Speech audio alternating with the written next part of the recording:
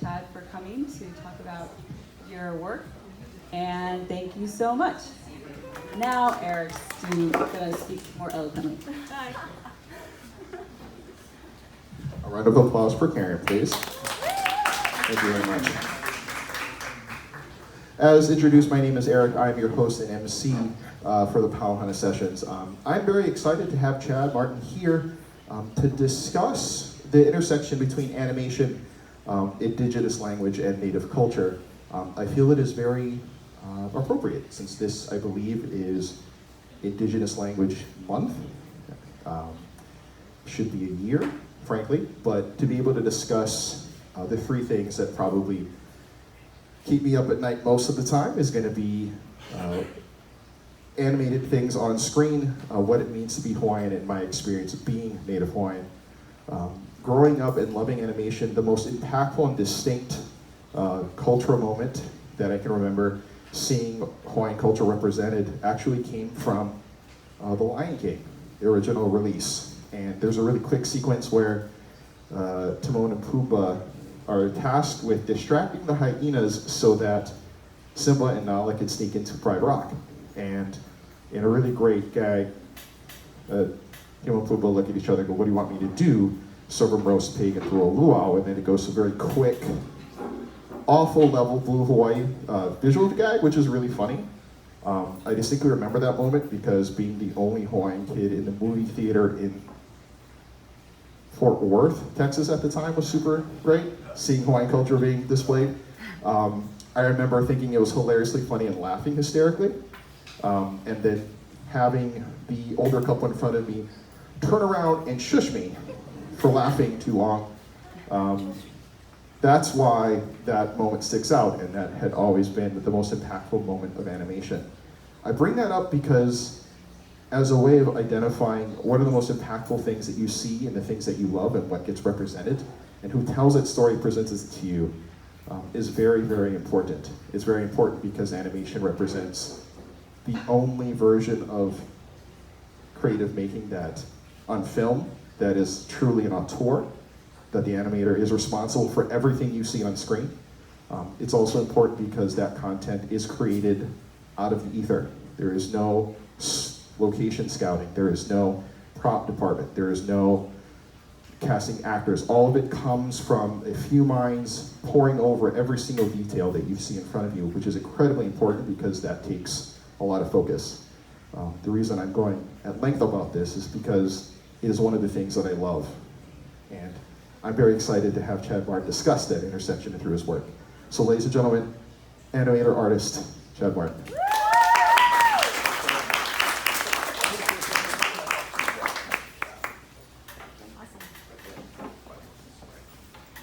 Aloha, everybody. Whoa, how can You can take it out of the Take it stand out. if you want. Yeah, that's more comfortable. Awesome. Hello. Hi. Aloha, everybody. Thank you for coming. I'm super stoked. This is like one of my first times I'm talking to a crowd that's coming to see my stuff. But can I go around this way? Yeah, I'm Chad Martin. I'm a career graphic artist, animator, and creative entrepreneur. I'm here because I joined the Creative Lab Hawaii. I submitted my project WAO AKUA that we'll get into. It's a Hawaiian tale. It's a coming of age story in a Hawaii of myth.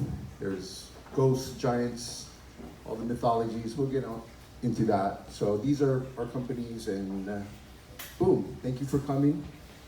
Again, I'm a little nervous, but super stoked to see here. I see a couple bangers out here, real, artists. So kind of nervous to show my stuff, but just for my presentation here, I'm just going to tell a little background about myself, a little bit of my companies, Makaʻiwa Inc. and Eva Media. My wife Lisa and I do a Hawaiian language learning channel, just basic numbers and colors on YouTube called Makaʻiwa Keiki. I don't know if people are familiar. We'll get into the project that I'm working on, a big, massive project called WAO AKUA Realm of Gods. A little bit of the process of how I work, and some squad goals, some goals that we're setting for ourselves that we want to get our projects into in the near and long-term future. A little bit of Creative Lab Hawaii and what it can do for creatives of all the islands. They're kind of branching out, getting their little bases there, and then take some time for some questions. So for about 20 minutes. Then we can get into questions. I got swag, I got all kinds of stuff. So a little bit about me. I was born in Kaiser Hospital in Waikiki. I don't know if you're familiar where Kaiser was or is, but it's now the Prince Waikiki. That happened in 1986. Something, Magnum PI might have had something to do with it. And so that's why the Prince Waikiki is haunted. My whole life I've been between Kauai and Oahu. My family's been bouncing back and forth, moving here and there, and then like most kids, did a little bit of sports, but mostly I was a nerd. So I was raised on 80s movies, Looney Tunes, you know, I'm pro Wile E. Coyote. And I think one of the culminating movies in my childhood was Clash of the Titans, which had a little bit of everything. I love myth, I love Greek myth, Japanese myth, everything. There was some animation, that's Harryhausen, stop motion, so that had it all. I can watch that any day, anytime. One of the things that really stuck with me when I was a kid, we lived on the North Shore of Kauai for a while, no TV, just a radio, and back in the day they used to play this uncle used to just tell Hawaiian tales on the radio. And I was on the North Shore already, and he would talk about like Pele Alohi'ao, the Menehune out there, the legend of Naupaka, the two things. We have it in the story too. But, so that was like super just ingrained in my brain. It's always been there. That's just a drawing of Hopoi thing that I did back in the day, but yeah, it's just ingrained. I love Hawaiian legends. I have all the books, any text, printed out worksheets of any kind of information about that. One of the stories that I always go to is the story of Maui snaring the sun. I have many different versions of the event and the story. I kind of want to do a little animated short about it. There's a few really good ones because the Maui story kind of is shared to the Maori people too. So there's some really good video, little animated shorts about it. So I'm gonna make one of my own one day, but this is just one of the things that come out of my head sometimes. A little bit back to the background, finally landed and kind of settled for many years, about 10 years in Wailua, Kauai. Just so happens it's legend capital on Kauai. It's a sacred zone. It's royalty. There's the birthing stone right when you drive up to Wailua. That's where the Ali'i were born. All the way up, 7 sacred heiau from the shoreline all the way up to the top of Waialeale. So it's all ingrained. My friends were the boat captains on the island, so they were ingrained with the stories, and I'll just eat them up. In 1992, I graduated from Wailua Beach, and then also Kapa'a High School. And so I was all ready to continue my education on Kapa'a or here in Oahu. And then good old Niki hit us September 11th, so that kind of just changed things. My dad had a flooring company, so I worked there for a year and a half, and then until I was like, no, I'll be an animator or draw or something, I'm out of here. So I ended up with a Bachelor of Arts in studio art from Manoa. During that time, the new Hawaiian Studies area was fresh. So there was great teachers at the time, Kame'ele Iwa, Kanalu Young, they were all there. And then I took up to 302 of Hawaiian language. And I'm pretty proud to say that my class are a lot of the activists now that you see nowadays pushing and carrying the flag forward. So I'm really proud of the people that I was there.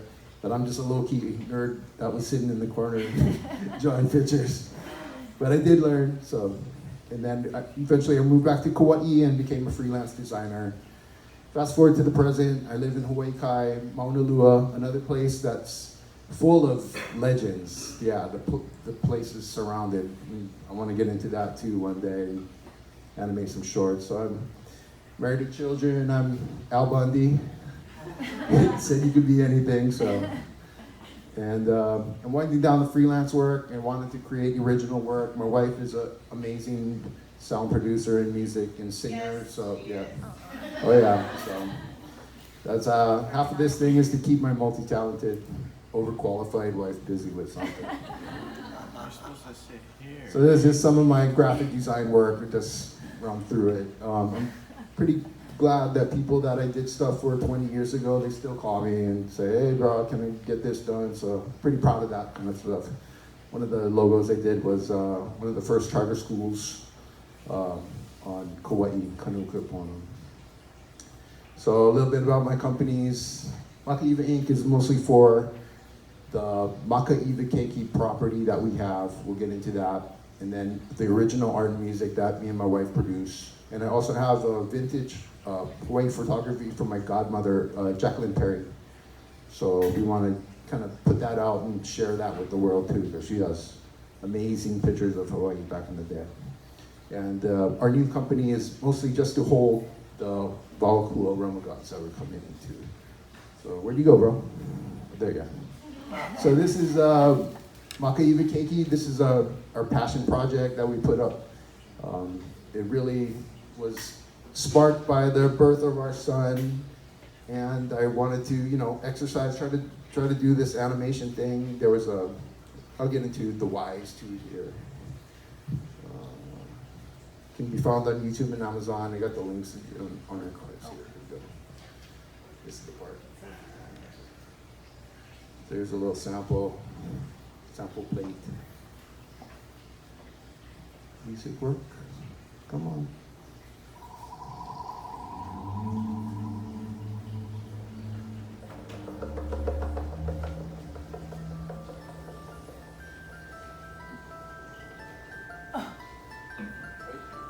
Plagiarism.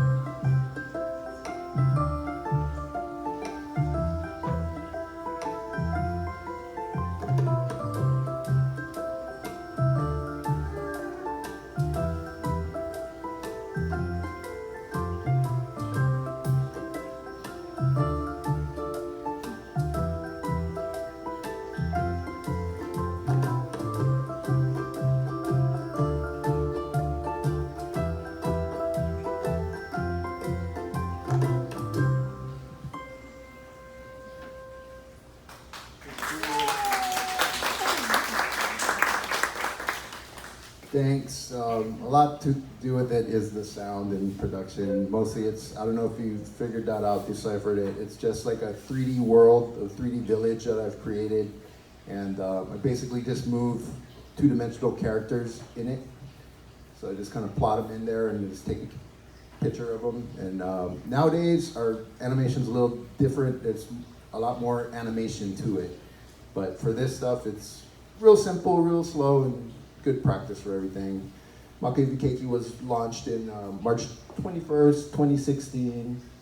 And we got 3 vids well over 100,000 views, and our little bar doesn't barely go under 400 views a day minimum. So it's pretty steadily hit from globally, which is cool for a passion project.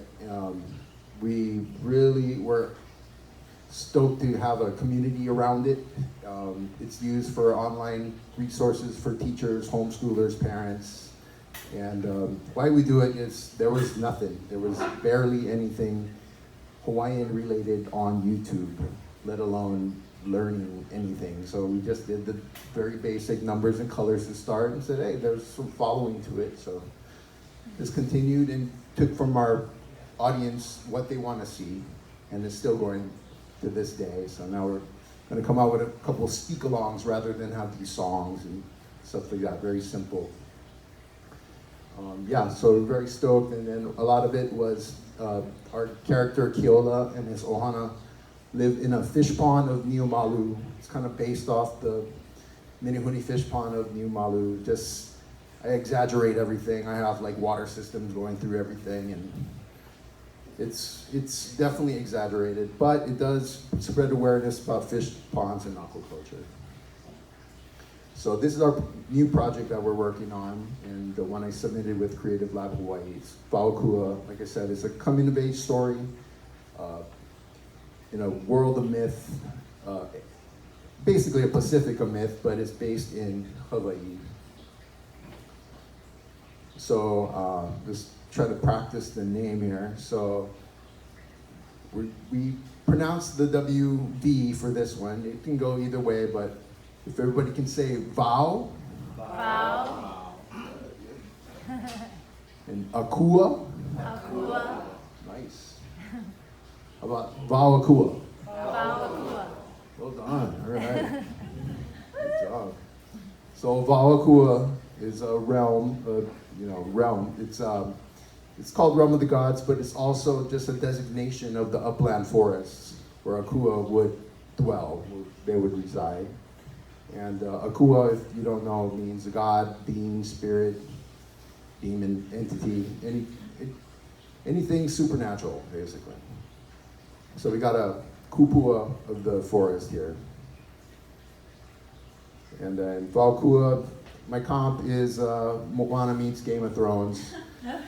It's got cutesy characters and comedic people, but it's faction warfare going on in this thing. It escalates from island to island. We start in a Kauai, which is tense, but we're not fighting, to Big Island, which is just war every day. Shooting for the 13-17 demographic, but I'm just shooting for fans of animated adventure, period. Our protagonist for season 1 anyway is Hoku. He's a young island royal from Wailua, Kauai. And his district is getting invaded by a rival chief of the West Kauai. So he's taken upon that when things go sour with his family. And all the while, this Akua from seas unknown comes to tempt him with the supernatural power to defeat his enemy. But with that, there's a lot of consequences involved, and yeah, we'll see. I got more information. You can always ask me questions and just get through this one. Our thing has a cast of unique and compelling characters. We got anything supernatural of Hawaii that I've read in a book, it's in there somewhere. So it's based in the stories. Our magic system is really easy to understand from a anime geek to all the way to somebody who's very like a kupuna who wouldn't really get it. I think they would get it. Just it's very simple thing, and I can explain that later.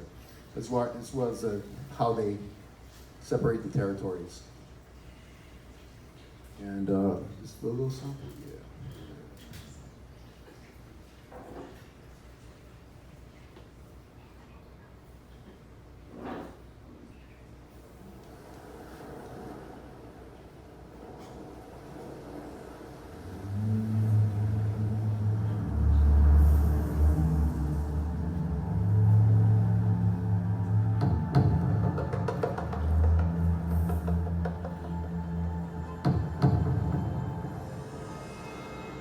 So there's our Hawaii is separated into every, based on actual districts, but blown up.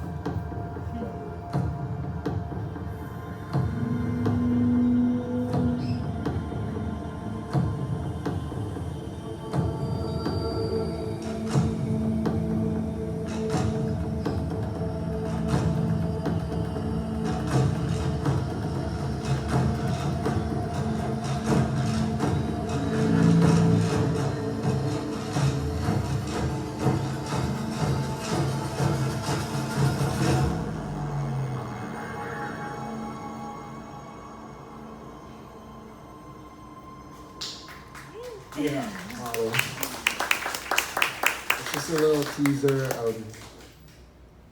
Yeah, we got good stuff. I have a cycle that I can play after this, and there's more. So as far as what I have for the WAO AKUA, I have a written season, and it's ready to go basically. And it's game ready because I'm kind of a nerd. So like all my little warriors have classes in design. Like some are sling throwers, some are, you know, koa with spears and all that stuff, so I can nerd out all day about that. And why? Same thing. There's not too much Hawaii Pacific fiction that's decent. I liked Moana. Moana was cool, but like it's like a quasi Polynesian that I think with a team and some help, I could definitely hit. I can do it better than that. But it's good. It's super good and it's super entertaining. But you give me the rock, I probably could. I just want to make thought-provoking animation for people outside of Hawaii and then also inside Hawaii. Just kind of test things. I got characters that'll test people's patience. They test mine, and you'll meet them one day. No better time than now to create this beginning of this WAO AKUA story. Anyway. Now the tools to create things are here. There's open source 3D programs.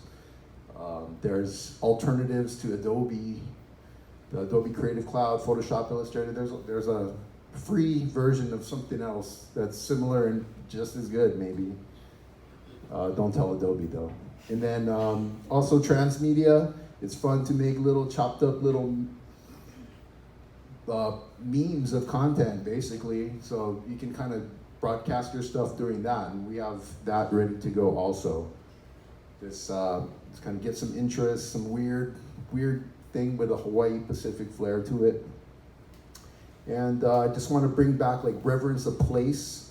All our names in our story, all these characters, they have some kauna to them, which is like some hidden meanings or very obvious meanings. For example, one of the chiefs of Kauai on the North Shore is Kuakapali. And that name is like a poem. It's a line of a poem that has to do with the Nepali coast and all that. So I take great care in naming these things, and sometimes they name themselves. A little bit of the process, I just draw on storyboards, and then I use, yeah, exactly. And then, so I just use all the things at hand: Procreate, free app; Clip Studio, slightly pay-for app; and then Blender, which is a 3D program that's free, and it's an amazing program, and it just gets better and better. So if you ever interested in playing with 3D or just tooling with it, Blender's a good alternative to Maya. I send the sequence to Adobe Animate, and sometimes I draw in Blender, and I've been streaming me drawing in Blender these animated sequences, not just this frame-to-frame stuff that I've got here. So I line art, color sequence in Animate. It's just better lines until Blender improves that, which they are pretty soon. I love Blender. And then I just drop sequence back into my 3D world that there's little teases of here. And lights, camera, action, just like anything else. Just put the little animated sequence right into there. Then I just color composite with Adobe After Effects and Premiere. Then I give it to my beautiful wife Lisa, and then she makes all the musical magic and sounds and Foley and pop.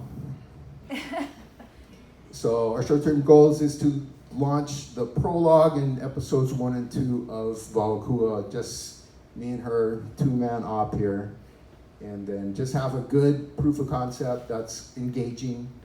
I've been pulling away from this frame to frame to full-on animation between the two things. I don't make the mouths move, that's a lot, but it's nice the way it is now. It's coming together really well.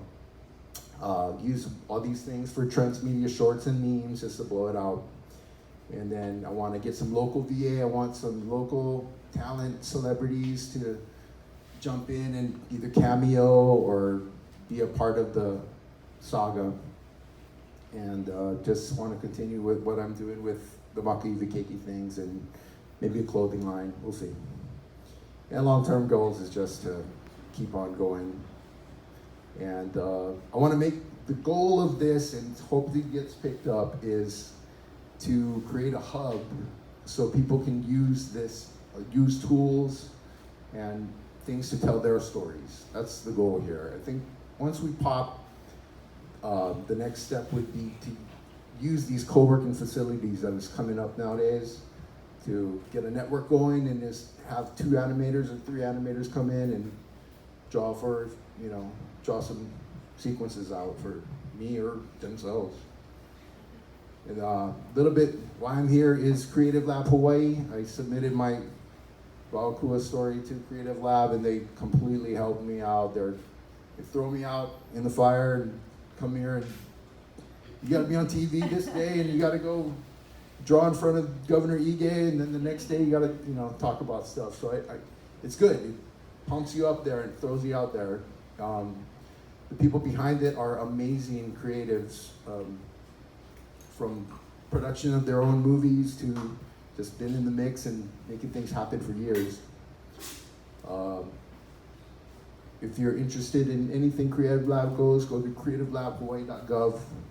And the Indigenous Storytellers Ideation Weekend is coming up, which will bring in some Native, I think there's like a Native American people. There's a Jason Suapaya will be here too. He's been producing stuff, who's local, and then they'll help you along with your idea for the weekend, and they'll follow up for the next 3 months, kind of checking on your progress of your story. It really helps, and you might be up here one day doing it too. So I love Creative Lab, they're the best. Mahalo to Hawaii State Art Museum, Hawaii State Foundation of Culture and the Arts. Thank you, Allie. You're awesome. Thank you so much. Thank you, Artisan, for the awesome food. Creative Lab Hawaii, Department of Business, Economic Development, and Tourism. And you guys for coming out and just listening to me talk about my nerdy stuff. As far as Eric wanted to say, yeah, a lot of it has to do with, I would like to see local artists, not just myself, get represented animation-wise, or like if they're comic books, there's some awesome comic books out here. Let's get it out that next level to bump it up. They deserve it, So I think a lot of networking that's happening can really make it happen. That's my contacts. You can come and holler at me when it's all done. But thank you so much. I'm honored to meet you. A round of applause for Chad one more time. So, since we only have one mic, we'll kind of stick up here. I'll start off the questions, get the discussion going. I do want people to feel free to ask from the crowd. You will have to enunciate in case we can't hear you. The space is small, we'll do our best. I guess you mentioned a little bit about the process, going from storyboard to completion, but it's very short and I think very brief, obviously. Can you talk more about the real timeline of going from raw idea? So if you're talking about a sequence in WAO AKUA, whether it be in Act 1 or Act 2 or whatever part, and then go from that storyboard to actual when you're rendering with Foley. How long is that process from beginning to end? Well, for us, we're working and we're living with our kids and everything, so So it takes a while, but like a nice clean one, like I'd say a good, nice 20-second sequence could be about 2 weeks. It takes a while, especially the line in and coloring and stuff for us. So it does take a while for us. With the team, it might be a lot faster, but yeah. And when you're talking about lining and coloring, you're quite literally meaning the process of drawing out each of those characters and actual outline, get the facial, and that sort of thing, correct? Yeah. I'm doing like a before, after, in the middle, and then working the in-betweens to get to the result, and going along with the story. Where people would usually just draw that, ink it out, and color it like a coloring book, I do it in Animate. I've never really, I've been so far away from actually drawing on paper that it's pretty awful to look at, actually. I've been drawing in shapes way too long, so but it's actually fast and efficient once it's rolling, and then so I drop it into Animate and just fill, instead of coloring, which would be nice. But then I use the lighting of the Blender program to light the characters too. So I have mid-tones, I work them in a mid-tone. If they need to be shade in this character, say they don't have any shading or highlights in these, I do, and then I bring them into the Blender and color with the light. So for each character that you're developing, you quite literally have each character mapped out from all angles and how they look, right? Yeah. If you're familiar, I just have PNG sequences. That's all they are. And I do a little bit of 3D modeling, like the trees and assets, spears, weapons. They're 3D and made to look 2D. But my process is very efficient, working with the vector illustration background that I have. So I know we just used a lot of technical jargon in like 30 seconds. No, that's totally fine. To bring everyone up to speed, basically you're doing a lot of your work digitally, so you're doing a lot of vector work, and mixing 2D and 3D. So when we talk about genres of animation, we're talking about classic animation that you see in like a Disney princess movie, be 2D cell, each movement is mapped out in a series of things.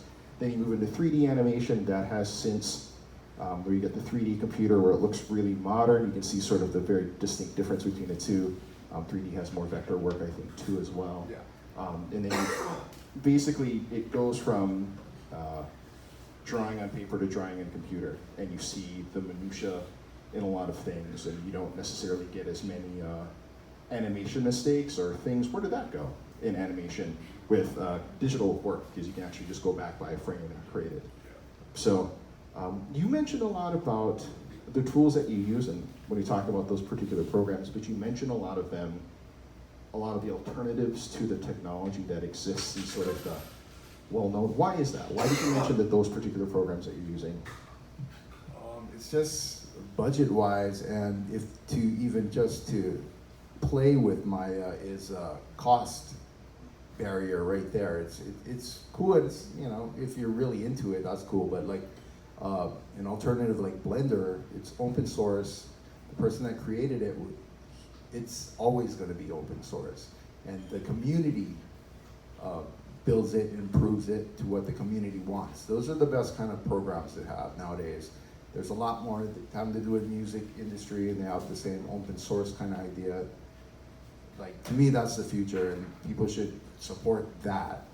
Of course, I'm an Adobe boy, and I always had Adobe, but like, I've tried the alternatives too, and they're great and cost efficient. Like, Creative Cloud is no joke during a year, so maybe half that. Yeah, it's a lot though. It's a lot for starting out. Yeah. Just to play with it is a cost like that, a cost barrier. Then people are not gonna play with it. But if you do have something like a Blender, you can literally draw 2D animated sequences in Blender. You can draw with it with the right tools, of course. But yeah. One thing I did want to talk about that I've come across with people in my generation and younger, and that's sort of this particular idea of Native Hawaiian culture and storytelling and language in the modern time. And what I mean by that is that how do we respectfully understand our history, but then push all of that into the future and into mediums that are not necessarily traditional Hawaiian formats and mediums. And animation seems one of those things where you could get a lot of pushback from people looking at that. And I was wondering if you've suffered resistance to people looking at the work that you're doing, especially with basing a lot of it in myth and a lot of language and stuff.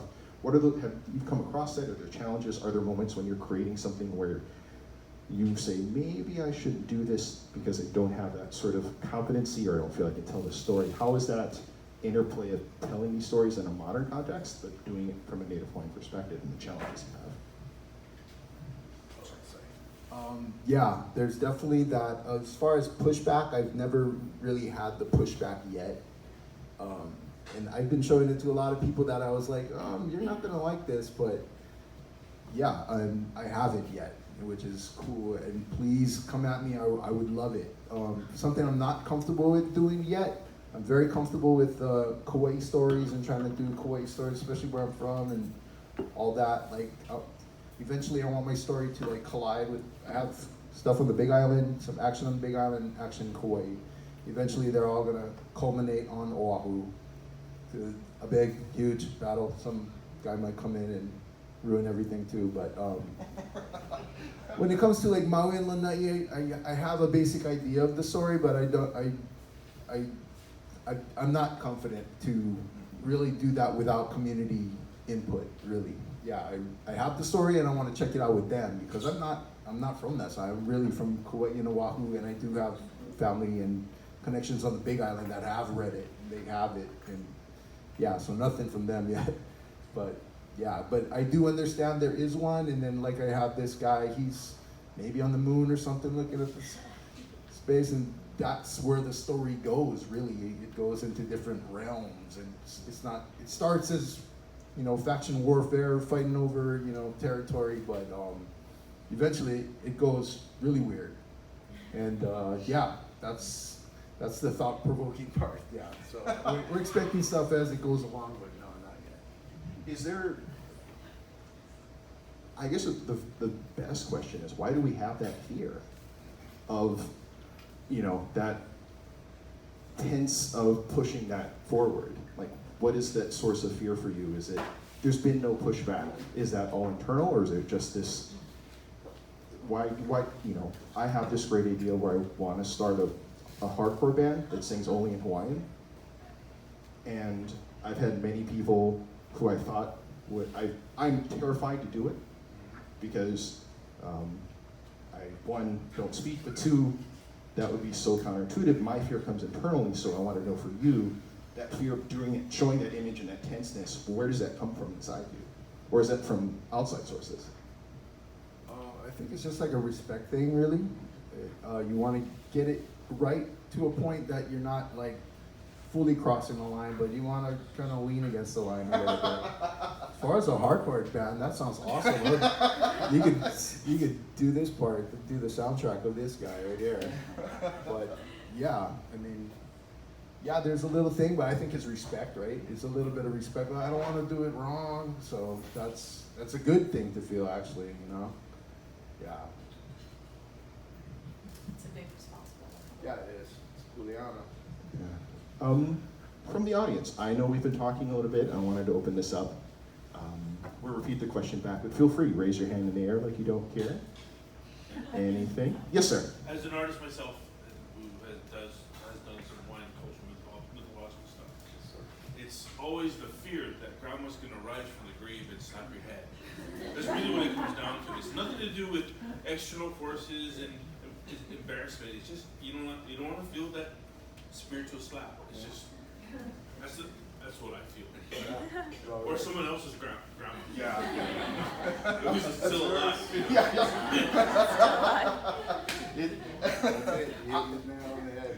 I'm glad I'm not the only one. That's. Is there? It sounds like a lot of the, obviously the trope of coming of age story, obviously the trope of. Super trophy. Well, no, I mean, it for a reason, right? And I don't say that as a slight. I say that as quite literally storytelling, and the idea of this escalation of storytelling. what are the reference points for this work? What are the things that you watch that animation, whether it be shows or movies, that really sort of inform, you know, it'd be dope if they did this? Because I had the same feeling watching Moana, that it's cool, but it's muddled. Like, there's a lot going on, there's not a distinct voice. They still contend the best Disney Hawaiian movie is Lilo and Stitch. It's still, and I'll prove this to you, if you haven't ever YouTube Lilo and Stitch tsunami warning. We could do it right now. No, we could. It'd be great. We'll show it after the Q&A. Basically, someone had storyboarded this whole sequence where Lilo and Stitch go to the beach, and she does an announcement to all of the people on the beach who are not obviously from there, and she talks about that when the siren starts to go off, that means a giant tsunami is coming and it's going to kill anyone on the beach, and it just so happens to be the first of the month. And she does the proclamation, Stitch helps her, siren goes off, and everyone's running terrified from the beach. It's a really sort of sardonic joke that someone at Disney decided we were going to storyboard. It's storyboarded. It's storyboarded, and it's very rough, but it got out into the wild, and the voiceover is authentic, the storyboard looks authentic. It never got past the storyboard phase, and you were really shocked that someone said, we should storyboard this, but yeah, that's why. But I say that because, what are the reference points for this? Because it doesn't obviously happen in a vacuum. What are the things that are informing you? The spiritual realm, that aspect being in the real world, you know, that's Avatar, The Last Airbender for me. What are the things that kind of inform you? Yeah, I'd go with Airbender. Definitely have that vibe to it, spiritual side to it, plus, you know, battles and factions and all that stuff. Definitely one of those. I was a fan of Cowboy Bebop. That's another big one that I love, that story between, you know, that group story. There's a group story that happens later on, but as far as that is concerned, that I usually just refer to the reference material, like Hawaiian mythologies, I have like an archive of all this stuff that I have, and then kind of I do go back into it, like Kauai Tales, I got those, and just I kind of want it to get that feel, especially when it's in the zone, you know, in particular zones. I do Spider-Verse, like we were saying. Spider-Verse is definitely awesome, super glitchy and great, and I was just studying the screen. It's like deciphering it like the Matrix, but. Dragon Prince. Oh yeah, and then Netflix, The Dragon Prince is another really good one. That's another major comp, super. It's like classic fantasy. It'd be like a Hawaiian fantasy kind of thing, do it like The Dragon Prince. Yeah. Thanks. Anyone else with questions? Yes, ma'am, please. You mentioned that you can open source other venues, say, to be able to play creatively. I've been on Adobe Photoshop forever, and I don't have that computer with me here in Hawaii, and so my laptop doesn't handle that. I go with my iPad. Can I go in there and find a reference guide of where I can find places to play in an open source environment? As far as Photoshop, there's GIMP, G-I-M-P. Have you tried that? No, I haven't. That's Yeah, why I'm asking. G-I-M-P. Its name sucks, but like it's a good program. It's pretty much Photoshop, very user friendly, and it's been around for a while. So Okay. the longer something's around, the better it gets. Okay, It's kinda, thank you. even, you know, I'm scared to update my Apple, so just, yeah, GIMP is a pretty solid program now, and it's basically Photoshop. Adobe's gonna hunt me down. Because you said something bad about it. Yeah. It's I know we talked about the reference points and things like that. We talked about Harryhausen, but was Clash of the Titans the first time you saw anyone? That's what I want to do with the rest of my life. Sort of, the Medusa part, yeah, the Medusa part maybe. Definitely, I want that scary. And we have that scary in this thing. Like, one of the first things for this whole first Act 1 situation to happen with our protagonist is the chief of the West Kauai has to cross this Hana. So Mahalapu on Poipu, on Kauai, it's like the southeast side. To me, it's always haunted. It's haunted as stuff. So I really want to make it like in the story, scary as heck to cross. Like if you don't have the right weapon, you're gonna get torn apart by the lapu, the spirit. So yeah, that's definitely one of the things that I want to make it scary like that Medusa. And just some fear. I want some fear in there. Make Hawaii scary again.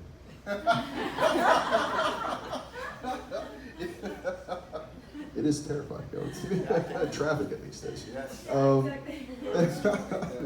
Yes. You mentioned a little bit with the previous work, exaggerating sort of where these worlds and things are in order for them to exist in a way that you can control. Is that something that you have to do in order to tell the story that you want to tell? Is it difficult to tell a nuanced story in animation in the sense of you can't keep things small, you have to make them bigger in order to tell the story in a better way? Or why do you exaggerate that as far as the storytelling is concerned? Well, I think anybody can make a really nuanced story, just like in a local household, like a single wall. You could have a whole Hawaiian culture story just about two people in a house. Really, it's doable. And as far as animation, I just kind of want to expand it. Like you see my worlds, they're very low polygon, kind of match my vectory, choppy kind of people. And yeah, I'm just using my tools because I can. And eventually it gets bigger and bigger, like you're saying, but it does stay small in the first beginning parts. Like I want like a little peaceful world, a little peaceful. It starts with a ho'olaulea to bring in the new year. And so I want the cultural, just think something in a big center yard with some hula and some chiefs around it. And then the action starts. So yeah, you can tell a little story just in a little zone. And if you want to go huge and put a guy on a planet, then you can do that too. We're going to keep racing over that point, but that's what I want to see. I want to see where that story ends up. Yeah. Have you had the chance to show it, the work that you're doing, to sort of the audience that you wanted, like the 13 to 17-year-old demographic, and have they been able to give you a response to it? Because my interaction with people that are younger than me, they are incredibly well-versed in animation and art. Their ready access to anything is entirely possible with the internet, and that's not a joke. Literally, we can watch something animated right now. An entire One Piece is the famous anime is in its 700th episode at this particular time. I mean, so have you been able to get the response from that population of a well-versed, well-educated, immersed animation crowd of kids, and have they been able to give you that feedback yet? No, not yet, actually. I think a lot to get to that audience would be even past YouTube. It's got to be very vertical ready, almost. Those stories that will bring you to the YouTube. So a lot of it that be that meme, glitchy, quick little story, beginning, middle, end, beginning, middle, twist, in something really quick. And then if they want to see the real story, then they've got to go to the YouTube, go to the Amazon, wherever we're gonna get this out. Hopefully it's on a bigger budget and a bigger scale, so it's like around, it just surrounds you, which I think it might get there. Somebody sees the script, the right person or whatever, but yeah, it's pretty hard to break into there unless you're catering to their phones and the vertical. We are playing with that to kind of have our version, horizontal landscape, 19 by 20, and then also flip it up to at least have a little tease of the story to bring them back to the main story. So quite literally just how you frame the work and content. Yeah, you gotta change things, but you definitely gotta change things, but yeah. We've kind of referenced it a little bit, the hand-drawn to the digital, and how you're obviously not too confident about the paper drawing, and obviously we've discussed technology a little bit, and just having a verticalize that and be able to present that for an audience. What are your sort of feelings on that transition of technology providing us that access, but also changing the entire art form? I mean, we're now seeing the live version of The Lion King, which makes no sense to me. I mean, not because of just quality of story, but they're talking animals. Yeah, so that world building is still very possible. We're seeing actors play against younger versions of themselves, and through animation, and even you have to worry about portrait versus landscape mode, which is not something I would have worried about in creating, but is there, as an animator, as seeing something from Clash of the Titans to now, what are your feelings on that transition of technology and how it's impacted what you love? I think it's just sorting itself out, really, the way the kids are trying in these new mediums to, consume content.